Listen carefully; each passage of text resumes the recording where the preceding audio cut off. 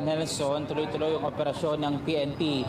Dito yan sa KOJC compound sa Davao City. Ito, nakikita niyo sa likuran ko, bantay pa rin ang PNP personnel dito sa gate ng KOJC compound. Ang sabi ng PNP, tuloy-tuloy yung kanilang operasyon hanggang sa mga oras na ito. Maging yung paggalugad doon sa mga possible na entry at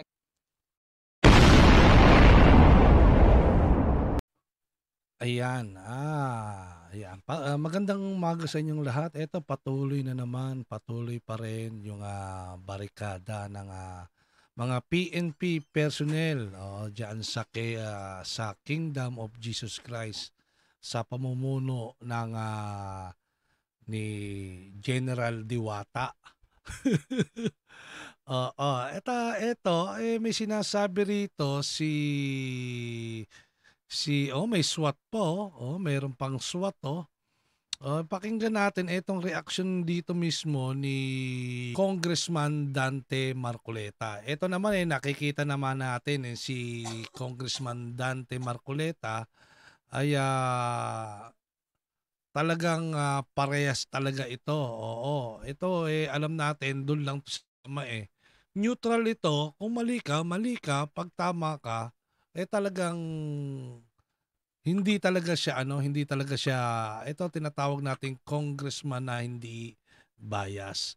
Meron siyang reaksyon dito patungkol dito sa nangyayari sa KOJC. Ito pakinggan natin at bigyan natin ng reaksyon. Okay, play natin. Ng relihiyon ito, hindi ba? Yes po. Kapag kasi isang sekta ng relihiyon din, kapag nakarehistro ka sa SEC, ito yung Securities and Exchange Commission, ikaw ay tinataguri ang Corporation Sol. Korporasyon ito Okay. Corporation Sol. Kagaya lahat ng mga sekta ng relihiyon, Corporation Sol Yun pala yun. Ngayon, ang hinahanap nila ay isang tao. Opo. Na dating siyang namumuno nito, ngunit parang na-turn over na sa isang kapwa niya opisyal.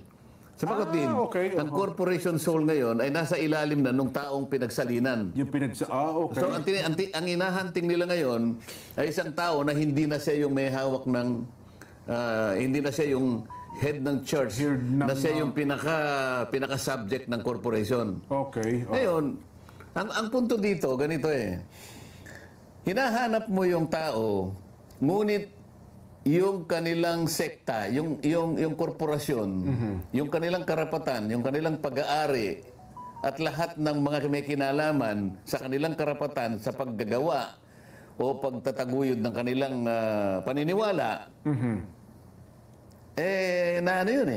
nagkaroon ng interruption Sa akin palagay, dapat tingnan niya ng human rights din.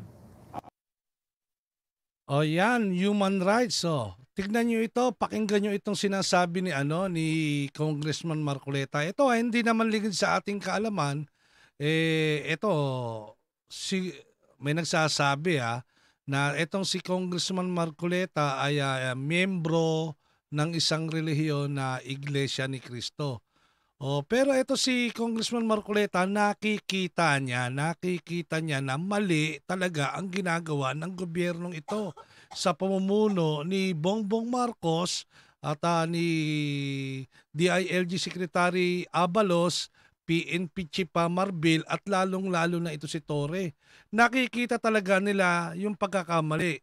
Kaya nga may panawagan siya sa Commission of Human Rights, bakit hindi nila tinitignan itong mga kaguluhan na nangyayari na ito? Pang-aapi na ito paglabag na ito sa karapatan pantao.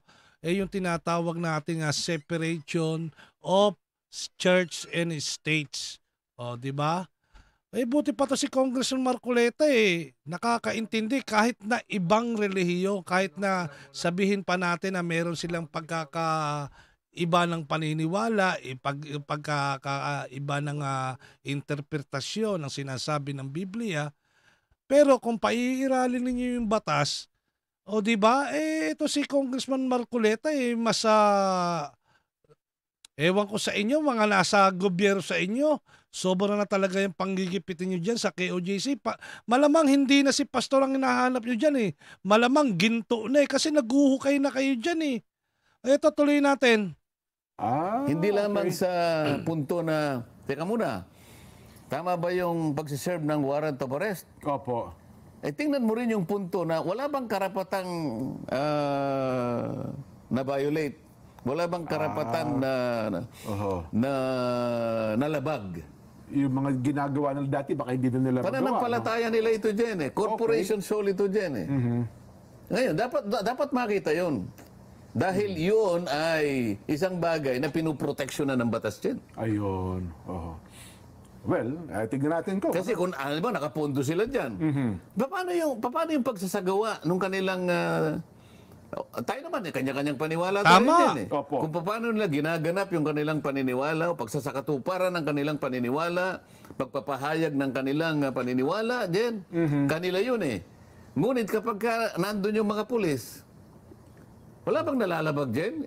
Paano yung paniniwala nila? Paano yung pagsasagawa ng kanilang mga bagay-bagay na may kinalaman sa kanilang sekta? Mukhang yun po yung naging subject ng cease and desist order na pinalabas ng Davao Regional Trial Court. Kaya Ayan malinaw na malinaw pati yung paglabag nila sa paniniwala, yung karapatan mamuhay, karapatan na magdasal, nilalabag yan ng ng gobyerno natin Ito at hindi naman nakikita ng CHR. CHR, galaw-galaw naman kayo dyan. Anak ng waiting kayo, Ano kayo? Parang gusto namin maniwala na pati kayo natapala na ng gobyernong ito. Tuloy. pinaalis po yata yung mga barikada. Nandiyan, nakikita ko pa rin eh. Kumunti lang sila pero hindi eh. Nagkakaroon ng inhibition ngayon. Nagkakaroon ng interruption. Isang bagay na dapat makita yan. Palagay ko sa tamang panahon, siguro baka siya sa atin din yan dyan. Pero ngayon pa lang, sinasabi natin, sa aking palagay, merong paglabag kung pag-uusapan ay yung ginagawa at yung karapatan ng corporation ng corporation soul. Yung sekta nila na hindi na nila nagagawa kung ano man yung may kaugnayan sa kanilang paniniwala. Ayun. Siguro ko, abangan natin sa susunod kung anong magiging sitwasyon. Yun lang ang ating masasabi din, Jen. Sige po. Sabi Ayan maliwanag na maliwanag Mr. President, ano na nangyari sa'yo? Bakit? Ano ba talagang purpose mo dyan? Abalos, Chief PNP, Marbil, lalong-lalo ka na, Torre, Diwata. Ayun nyo, membro ng Uniteam yan at isang iglesia ni Cristo. Nilalabag nyo ang karapatan ng mga membro ng KOJC. In-invade na ninyo Sinakop na ninyo Naghukay na kayo. Hinahanap nyo hindi nyo makita. 1 linggo na kayo dyan. Hindi nyo pa rin nakikita. Sinasabi ninyong may bunker, may tunnel. Nasaan yung point of entry niyan? Saan pumapasok? Saan lumalabas? Hanggang ngayon hindi pa rin ninyo nakita.